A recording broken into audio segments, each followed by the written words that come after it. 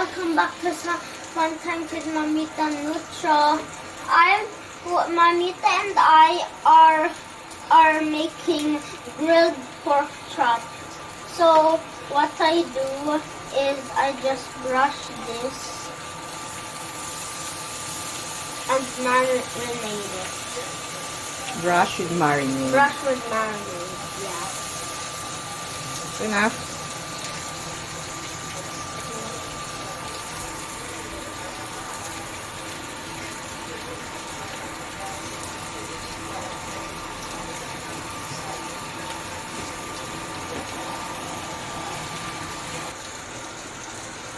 You see the grill marks? I love those grill marks.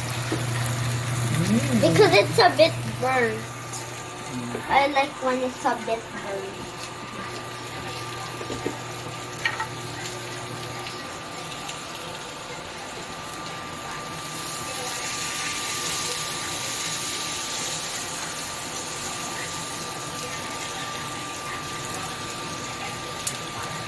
Bye!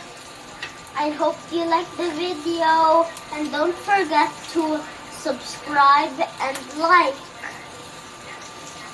Bye!